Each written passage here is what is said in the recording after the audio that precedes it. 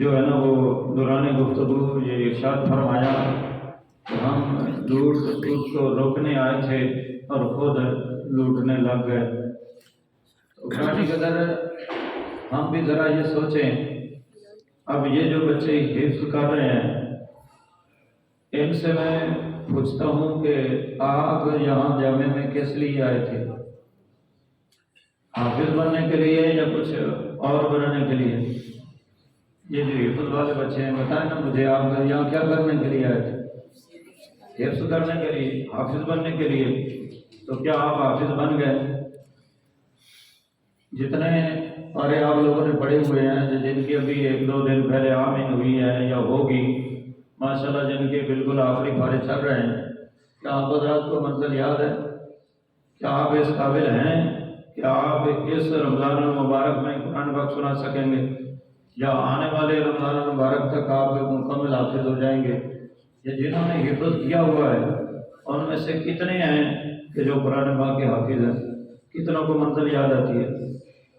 اور پھر تجوید والے جو حضرات ہیں، آپ اس لیے آئے تھے کہ آپ قاری بنے، کیا واقعی آپ قاری بن گئے؟ کیا آپ کو واقعی حدر پر اور مشق پر، ترتیل پر، تدبیر پر، حدر پر مکمل ایک ملکہ حاصل ہو گیا؟ آپ ایک اچھے جو ہے نا وہ قاری بن گئے، یا صرف ایک آپ کو مخصوص چند جگہ پر جو ہے نا وہ صحیح پڑھنا آتا ہے اور اس کے بعد قرآن پاک کھول کر آپ کے سامنے رکھ دیا جائے کہ یہاں سے آپ ترتیل کے ساتھ پڑھیں، تو آپ کہیں گے یہاں پر میری تو مشق ہی نہیں ہے؟ یا کیا مکمل 1 بار 2 سالوں میں مکمل طور پر کبھی آپ حضرات نے حضر میں مکمل قرآن پاک سنایا، چاہے زبانی یا اوپر دے کر؟ اگر نہیں تو کیوں؟ آپ تو قاری بننے آئے تھے، پھر کیوں آپ قاری نہ بن سکے؟ اور درس نظامی والے آپ حضرات سن رہے تھے جب وہ تقریر فرما رہے تھے تو کس طرح کے سیغے جو ہے نا وہ بول رہے تھے، کس طرح کا تلفظ جو ہے نا وہ ہو رہا تھا۔ تو درس نظامی والے آپ صرف اور نام کس لیے پڑھتے ہیں؟ عبارت ٹھیک ہو جائے۔ کیا آپ کی عبارت ٹھیک ہو گئی؟ کیا آپ کو عبارت پر کچھ نہ کچھ، چلو یہ نہ وہ کہتے ہیں نا کہ انے چکانا ہی صحیح، تو کیا آپ مکمل طور پر اندھے ہیں یا کانے بھی ہوئے ہیں؟ اور جو حالات چل رہے ہیں، جو حضرات آپ سبق سناتے ہیں، جو پڑھتے ہیں، اس سے تو یہ واضح طور پر ہے کہ آپ تو کھانے بھی نہیں ہیں۔ آپ کو تو ذرا بھی جو ہے نا وہ پتہ نہیں ہے، یہاں تک کہ جو یہ 7ویں سال تک کے ہیں، 6 سال تک کے ہیں، یہ جب عبارت پڑھتے ہیں تو حروف جارہ تک کی غلطیاں کر جاتے ہیں۔ تو پھر آپ کو کیسے کہا جا سکے کہ آپ جو ہے نا وہ یہاں پڑھنے کے لیے ہیں؟ صرفناو آپ نے وہ بالکل جو ہے نا وہ نامین ہو گئی، آگے جو ہے نا وہ ہدایت الناو، شرمیات عامل، قافیہ، شرح جامی، سب ہضم ہو گیا، سب ختم ہو گیا، اور ایک ذرہ بھی آپ کو سمجھ نہیں ہے۔ آخر کیوں میرا میٹر؟ پھر جو بڑے ہیں دور حدیث تک جو پہنچ گئے، آپ یہاں پر عالم بننے کے لیے آئے، 1-2 مہینے کے بعد آپ کے سر مبارک پر دستار فضیلت جو ہے وہ سجا دی جائے گی اور آپ کو عالم کہا جائے گا۔ اور پھر یہ بھی نہیں، کل مولانا صاحب، مولانا شاہ صاحب یہ مجھے فرما رہے تھے، یہ معذرت کے ساتھ جب میں یہاں پر کھڑا ہوتا ہوں تو الفاظ کی بڑی قلت ہو جاتی ہے، تو الفاظ یہ بالکل جو ہے نا وہ معاف ہو جاتے ہیں، تو اس لیے بس اسی نام سے یاد کروں گا۔ ویسے بھی وہ ہمارے بڑے پیارے ہیں، انہوں نے مجھے ایک جو ہے وہ اشتہاری کہہ لیں موبائل پر، ایک ہمارے یہاں جہاں طالب علم ہے تو انہوں نے جمعے کے لیے خطبہ ارشاد فرمانا ہے، تو اوپر لکھا تو حضرت علامہ مولانا پیر، یہاں تک حالت جو ہے نا وہ پہنچ گئی ہے کہ حضرت علامہ مولانا اور پیر۔ تو کیا واقعی آپ عالم بھی بنے ہیں یا علامہ تک تو بہت دور کی بات ہے؟ آپ عالم بھی ہیں، پہلے یہ تو سوچیں، تو پھر جا کر جو ہے نا وہ علامہ کی باری آتی ہے۔ اور میرا خیال ہے کہ شاید یہ 1 سال آگے چلیں گے تو شاید ساتھ مفتی بھی ہو جائے گا، اور پھر پاس پانے مسئلے کے رضا۔ آپ کو اعلیٰ حضرت رحمۃ اللہ علیہ کا کلام رضا بھی آتا ہے، اس کی بھی کچھ سمجھ آتی ہے، اس کا کوئی ایک شعر آگے آ کے ضرور ذرا ترجمہ فرمائیں، تو جن کو کلام کا نہیں پتہ ان کو مسئلہ کا کیسے پتہ ہوگا؟ جو کلام پر پیرا نہیں دے سکتے، اس کی وضاحت نہیں کر سکتے، وہ مسئلہ کے اعلیٰ حضرت پہ کیسے جو ہے وہ پیرا دیں گے؟ یہ تو کہتے ہیں نا آپ لوگوں نے ہنسنا نہیں ہے، کہتے کسی نے نا وہ فضیلت بیان فرمائی کہ اگر کسی کافر کو مسلمان کرے تو بندہ سیدھا ہی جنت میں چلا جائے گا، اس کے سارے گناہ معاف ہو جائیں گے۔ تو ایک بندے نے سنا، وہ بڑا جوشیلا وہ تھا، اس نے خنجر نکالا اور ایک سکھ کے پاس گیا، کہنے لگا کلمہ پڑھ ورنہ میں تجھے قتل کر دوں گا۔ اس نے کہا میں کیوں پڑھوں، میں مسلمان نہیں ہوں، میں اپنا دین مذہب نہیں چھوڑنا چاہتا۔ تو اس نے کہا نہیں، اگر نہیں پڑھو گے تو میں تمہیں قتل کر دوں گا۔ اب اس کو پکڑ کے کھڑا ہے، اس نے جب یہ دیکھا کہ یہ میری جان نہیں چھوڑے گا، اس نے کہا چلو اس سے جان چھڑانے کے لیے پڑھتا ہوں۔ تو اس نے کہا چلو ٹھیک ہے پڑھاؤ، جو کلمہ مجھے کہہ رہے ہو کہ پڑھو اور مسلمان ہو جائے، پڑھاؤ مجھے کلمہ۔ تو اس نے کہا خود ہی پڑھ لینا، مجھے بھی نہیں آتا۔ ہمارا تو یہ عالم گرامی قدر جو ہم عالم مان کر کے واقعی ہم عالم بن گئے، جن کے سر مبارک پر دستار فضیلت رکھی جائے گی اور عالم کہا جانے لگے گا، تو کیا وہ باقی عالم ہو گئے؟ آپ حضرات کو کچھ مسائل سمجھ میں آ گئے، اور یہ درس نظامی یہ تو ایک محدود نصاب ہے، اس میں تو آپ کو ایک پڑھنے کا طریقہ بتایا جاتا ہے کہ آپ نے پڑھنا کیسے ہے، آگے مسائل کو سمجھنا کیسے ہے، اس کو سیکھنا کیسے ہے، اور مزید جب وہ آگے آپ باہر پڑھیں گے تو پھر آپ عالم بنیں گے۔ تو آپ جب درس نظامی کے ساتھ انصاف نہیں کر رہے تو خارجی مطالعہ آپ کہاں سے کریں گے؟ آپ کو کیسے جو ہے نا وہ فتاوی شامی پڑھنا آئے گا، آپ کو کیسے فتاوی رضویہ پڑھنا آئے گا؟ دوسرے مسائل آپ کو جب ایک بندہ عبارت سیدھی نہیں کر سکتا تو وہ آگے اصول کیسے سیکھے گا؟ تو کیا آپ واقعی عالم بن گئے ہیں؟ اور عالم بننے کے لیے واقعی جیسے محنت کی جاتی ہے واقعی آپ محنت کر رہے ہیں، یا اس کو چھوڑ کر یہ بات میں آپ سے پوچھتا ہوں، جتنا آپ موبائل استعمال کرتے ہیں، واٹس ایپ پہ یا فیس بک پہ اپنا ٹائم جتنا لگاتے ہیں، کیا اتنا مطالعہ پر بھی لگاتے ہیں؟ کیا اتنی محنت بھی کرتے ہیں کہ ایک بجے تک دو بجے تک آپ جو موبائل دیکھتے رہتے ہیں؟ اور یہ آج کل ایک مصیبت ڈرامے کی آ گئی ہے، تو جو آپ وہ ڈرامہ دیکھتے ہیں اس کے حالات زندگی بڑے ہیں کہ وہ کتنا سویا کرتا تھا، اس کے حالات زندگی بڑے ہیں کہ وہ بندہ جو ہے نا وہ اپنی رعایا کے ساتھ لوگوں کے ساتھ کس طرح انصاف کرتا تھا۔ تو آپ کیا کر رہے ہیں؟ کیا سیکھا آپ لوگوں نے؟ اپنا وقت برباد کرنے کے علاوہ اور کیا کیا آپ لوگوں نے؟ گھر والوں نے آپ کو ہر کام سے فری کیا کہ جاؤ اور پڑھو، عالم بن جاؤ، حافظ بن جاؤ، قاری بن جاؤ۔ آپ حضرات نے یہاں کر کیا کیا؟ تو پھر جس طرح یہ شعر پڑھ رہے تھے نا، خدا نے آج تک اس قوم کی حالت نہیں بدلی، تو پھر اس شعر کو یوں بھی سمجھ لیں کہ خدا نے آج تک کسی کو عالم نہیں بنایا، نہ ہو خود خیال جس کو اپنے عالم بننے کا۔ جب آپ کو خود کبھی احساس ہی نہیں ہوا، دیکھا ہے آج تک آپ کو دکھا دے جس پر اللہ کا کرم ہوا ہو، وہ ایک الگ بات ہے، وہ موج سے کرام تھے، اللہ کے فضل کو خاص لوگوں پر ہوتے ہیں، اور پھر آگے چل کر انہوں نے اپنی محنت سے ثابت بھی یہ کیا ہے کہ ہم واقعی اللہ تعالیٰ نے ہم پر کرم فرمایا ہے تو ہمیں اس قابل بھی بنایا ہے۔ لیکن ایک ایسا بندہ مجھے دکھا دو جو سویا رہا ہو اور 5 وقت وہ کھانا کھاتا ہو اور پھر سو جاتا ہو، نماز کے قریب نہ آتا ہو اور دنیا کے پیچھے بھاگ رہا ہو، اور موبائل پر یا ادھر ادھر اس نے اپنا وقت جو ہے وہ برباد کیا ہو، اور پھر ایک بہترین پختہ عالم بھی بن گیا۔ ایک بندہ دکھا سکتے ہیں آپ؟ تو جو نہیں ہے تو پھر آپ کیسے عالم بن جائیں گے؟ آپ کیسے مدرس بن جائیں گے؟ آپ کیسے مفتی بن جائیں گے؟ تو کیا جب آپ اپنے ممبر پر بیٹھ کر یہ باتیں جو حضرت علامہ مولانا مفتی پیر یہ باتیں کر رہے ہوں گے، تو جب آپ کے پاس علم نہیں ہے تو تقریر کیا کریں گے؟ وہی کچی باتیں، وہی سنی سنائی باتیں، ادھر ادھر کی کوئی موبائل پر سنی سنائی باتیں۔ اور اگر کسی بندے نے آپ سے اسی چیز کے بارے میں کوئی ثبوت پوچھ لیا، جو ہے نا وہ دلیل پوچھ لی، تو کیا کریں گے؟ اب مثال کے طور پر آپ عالم ہیں، یہی بات اسی سے یاد آ گئی، آپ میں سے کسی کو صحیح طور پر یہ پتہ ہے کہ آپ کے پاس کوئی ایک غیر مسلم آ جائے کہ جی مجھے مسلمان کر لے. آپ جانتے ہیں کہ ایک کافر کو یا غیر مسلم کو مسلمان بنانے کا طریقہ کیا ہے؟ کسی کو آتا ہے؟ یہاں کھڑے کھڑے کوئی اسلام کی تعریف جو ہے نا وہ کر سکتا ہے کہ جو ہم مسلمان ہیں، ہمارا مذہب جو ہے نا وہ اسلام ہے، ہمارا دین اسلام ہے. کوئی یہاں پر کھڑے کھڑے جو ہے نا وہ جہاں بیٹھے بیٹھے اسلام کی تعریف کر سکتا ہے؟ آگے چلے جائیں. الحمدللہ اللہ کا یہ شکر ہے کہ اللہ تعالیٰ نے ہمیں اہل سنت بنایا.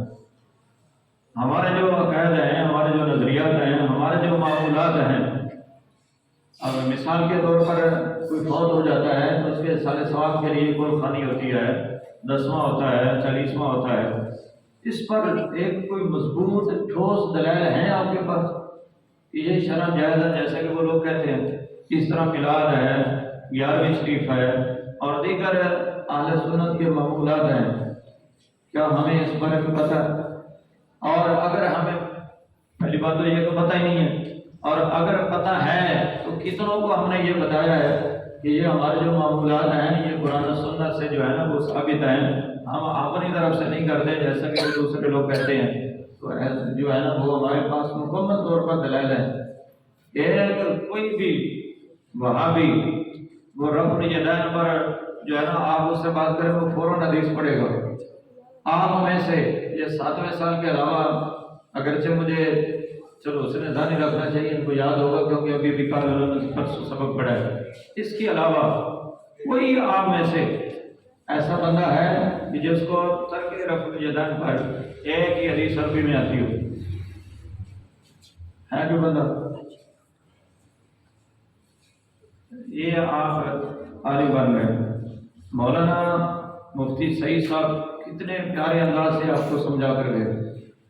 مولانا مفتی محمد طارق مکی صاحب نے کتنے پیارے انداز سے آپ کو بتایا، سمجھایا. مولانا محمد بشیر صاحب نے کتنے پیارے انداز میں وہ نصیحتیں فرمائی.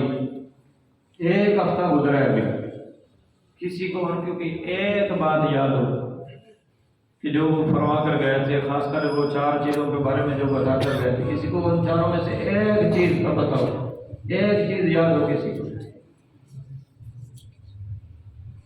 یہ ہیں آپ، یہ ہے آپ کی محنت، یہ ہے آپ کے اندر احساس اور جذبہ ایک عالم بننے کا.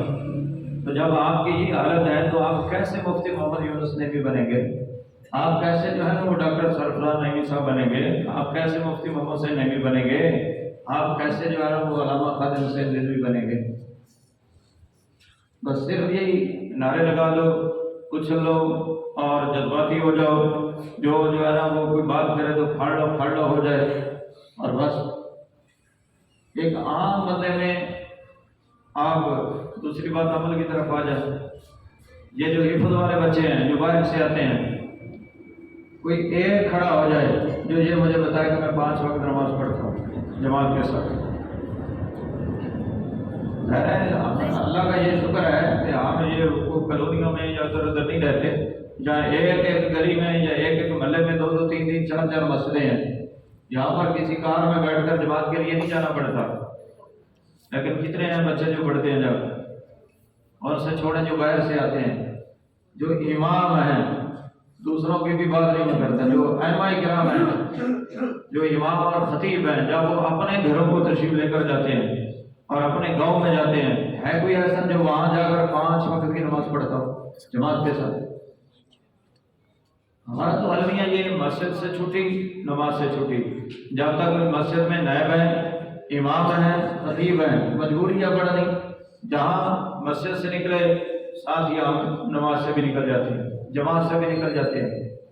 کوئی ایک ایسا بندہ ہے کہ جو جماعت کے ساتھ پڑھ جاؤ ڈنڈا نہ اس کے سر پر، اپنے شوق سے، اور پھر شوق بھی ایسا کہ اس کو یہ جذبہ ہو کہ میں امام کے پیچھے پہلی سامنے تکبیر اولیٰ کے ساتھ نماز پڑھوں گا. ہے کوئی ایسا؟ آپ جانتے ہیں نا سب سے خوش قسمت ترین انسان وہ ہے جو علماء ربانی ہیں، جن کو اللہ تعالیٰ نے دین کی سمجھ عطا فرمائی. وہ سب سے خوش نصیب انسان ہے. یا وہ جو دین پڑھ رہے ہیں یہ سب سے خوش نصیب انسان ہوتے ہیں۔ اور آپ کو پتہ ہے سب سے بدترین انسان کون ہے؟ وہ علماء سو ہیں، وہ برے عالم ہیں جن کے عقائد ٹھیک نہیں ہے، جو دین کی صورت میں بے دینی پھیلاتے ہیں اور بے عمل ہوتے ہیں۔ آپ کس طرح ہے جناب عالی؟ خوش قسمت انسانوں میں یا دوسری کیٹیگری میں؟ اب یہاں پر نماز پڑھنا تو کیا، اس کے بعد اگلی بات آتی ہے کہ رات کے وقت اٹھنا اور آنسو بہانا اور رونا، اللہ کی بارگاہ میں گڑ گڑانا، یہ تو بعد کی بات ہے۔ جب نماز ہی نصیب نہیں ہے ہمارے یہاں تو رونا کہاں سے نصیب ہوگا؟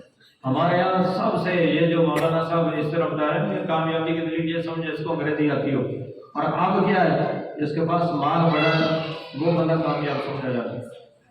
یہ پوچھا جاتا ہے، آپ سے بھی پوچھا جاتا ہوگا لاؤ گے کتنا کما رہے ہو، یہ کوئی نہیں پوچھتا کہ کیا کر رہے ہو، دین پڑھنے جو گئے ہو کسی کو خود بھی پڑھایا ہے یا خود بھی پڑھا ہے یا نہیں پڑھا، جس مقصد کے لیے گئے تھے وہ ہے یا نہیں، یہی پوچھا جاتا ہے کتنا کما رہے ہو۔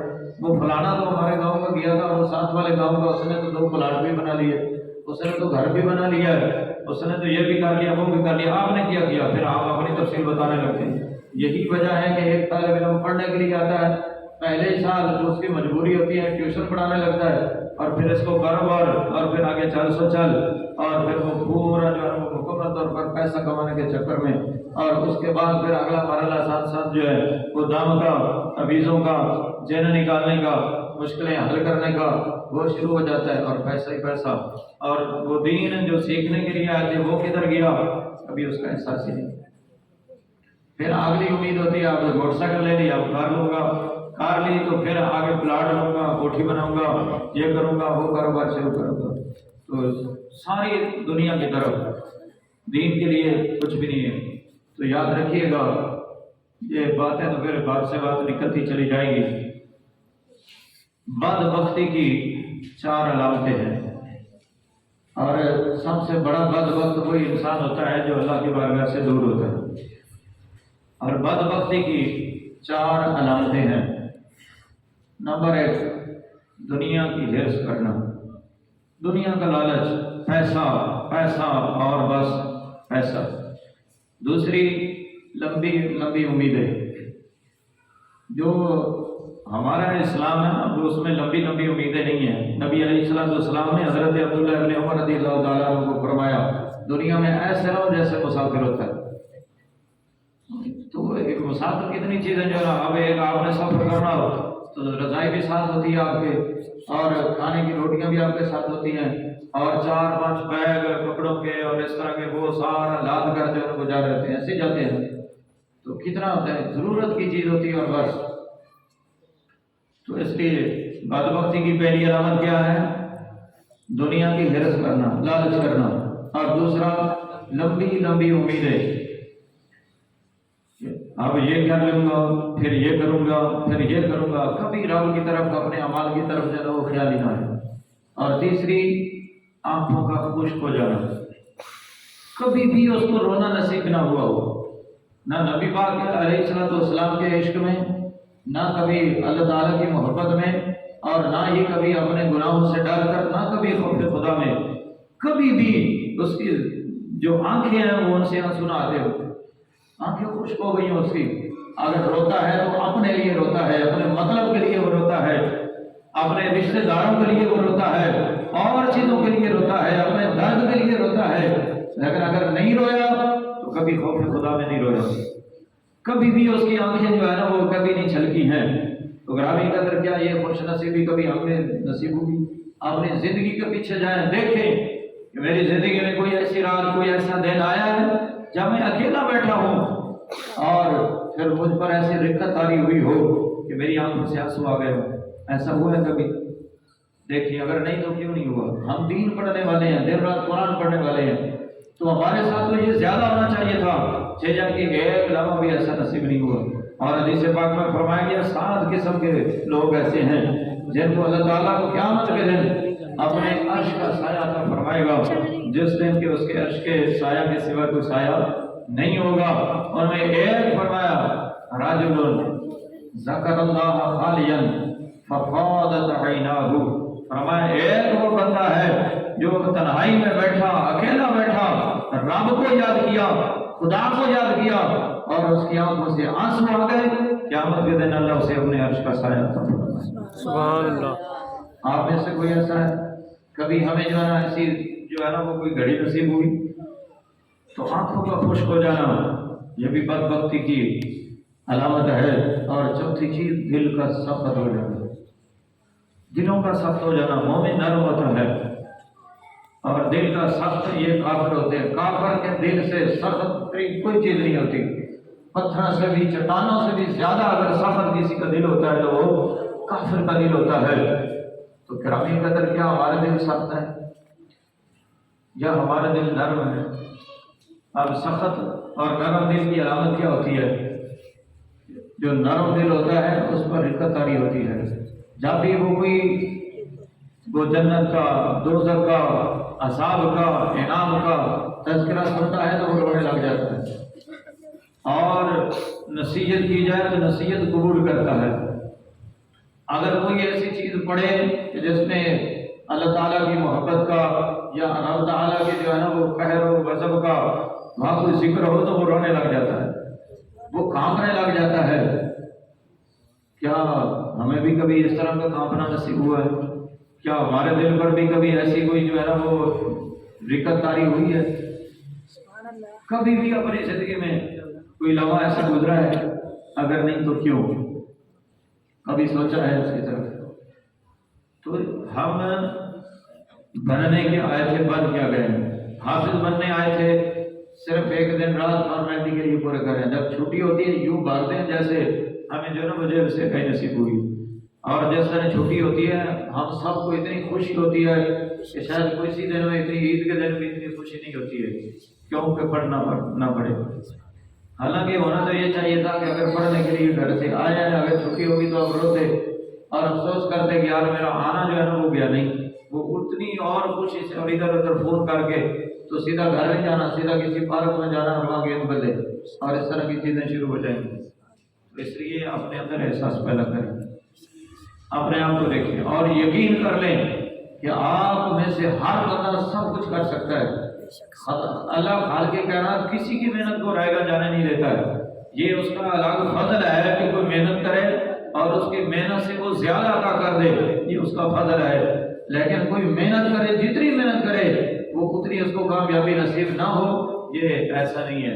ये कानून कुदरत ही नहीं है ग्रामी कदर। तो इसलिए अपने आप के अंदर एहसास पैदा करें। अगर नबी अलैहिस्सलाम के गुलाम बनना है, दीन के सिपाही बनना है तो फिर मजबूत बनो, फिर पढ़ो, आलिम बनो, हाफिज बनो, कुरान के कारी बनो और इस तरह जो है ना वो अमल मान जाओ कि किसी को जो है ना वो तारुफ ही ना कराना पड़े। आप जहाँ से गुजरे तो आपका गुजरना जो है वो एक खामोश तबलीग हो कि लोग आपको देख कर कहें कि यार जिस तरह का ये बच्चा है मैंने अपने बच्चों को भी ऐसे ही बनाना।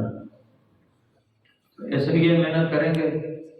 कौन कौन मेहनत करेगा? कौन पुख्ता आलिम बनने की कोशिश करेगा? कौन पक्का हाफिज बनेगा? कौन कारी कुरान बनेगा? तो इसके लिए हमेशा याद रखना। चलें ठीक है, जज़ाकल्लाह। याद रखना सबसे पहली बात है मेहनत। मेहनत करें, जितना हो सकता है वो मेहनत करें।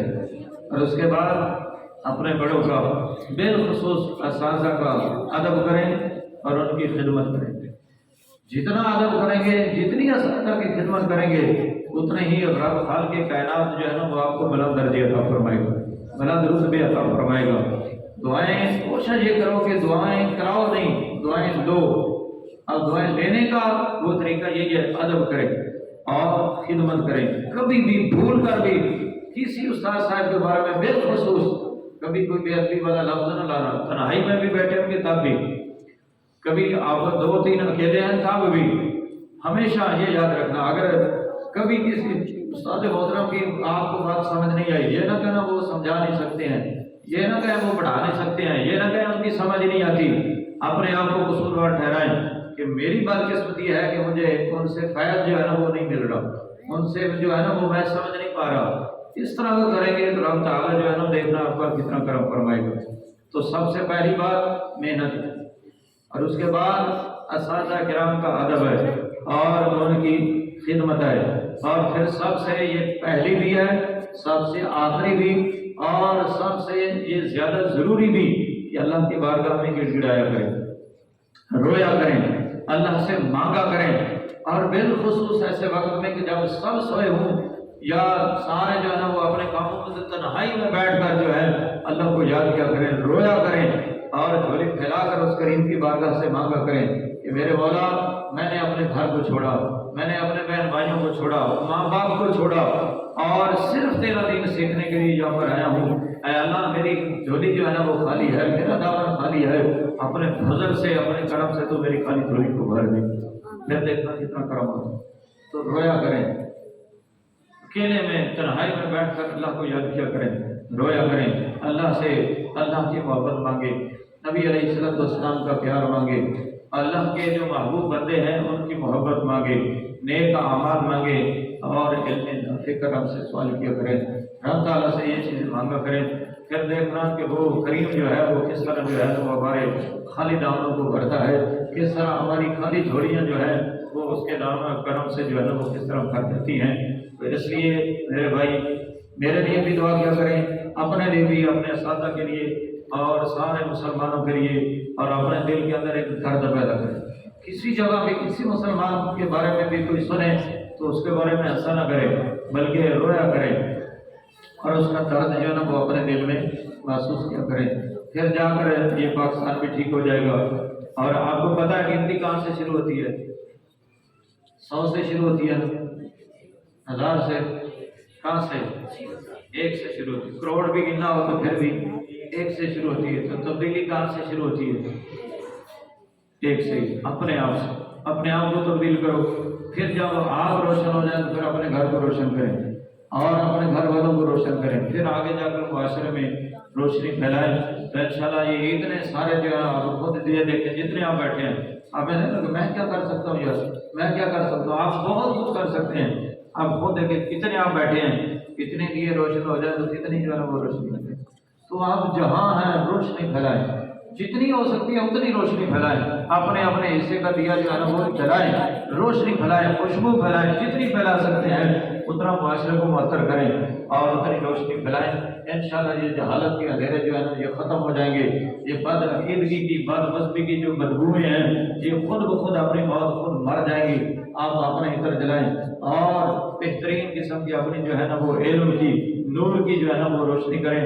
انگریز ہمارا کچھ بھی نہیں بگاڑ پائیں گے، سارے جو ہے نا وہ اپنی موت آپ مر جائیں گے۔ سب سے بڑے دشمن ہم اپنے آپ ہیں کہ ہم نے اپنا جہاں قبلہ تھا، جو ہمارا کعبہ تھا، جو ہمارا ملجا ماوا تھا، اس سے رخ موڑ پھیر کر دوسری طرف گئے تو پھر یہی ذلتیں نصیب ہو گئی۔ تو اس لیے واپس پلٹیں، اپنے آپ کو نبی علیہ السلام کے در کا گدا بنائیں، غلام بنائیں، اور پھر ان سے مانگے، اللہ سے مانگے، اور جہاں تک ہو سکے باعمل بنے، اور پھر رب تعالیٰ سے مانگا بھی کریں۔ انشاءاللہ یہ دیے جو ہیں جب روشن ہوں گے تو ہر طرف روشنی روشنی ہوگی۔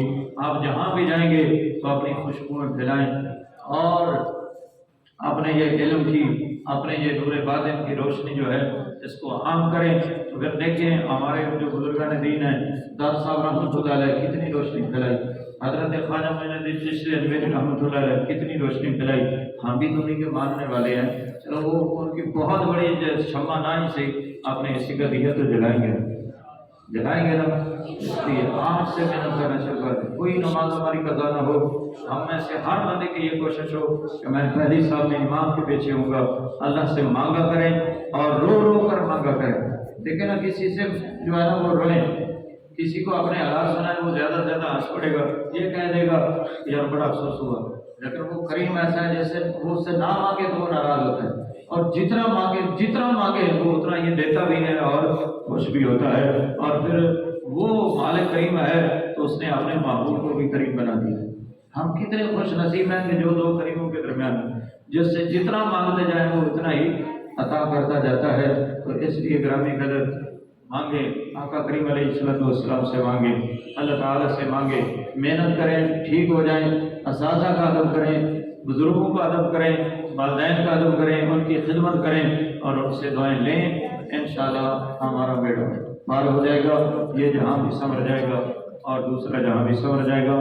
اللہ خالق کائنات ہم سب کو علم نافع عطا فرمائے، دین پر استقامت عطا فرمائے، آخری وقت ہے تو خاتمہ بالخیر فرمائے۔ دعا کے لیے میں عرض کروں گا مفتی محمد سعید صاحب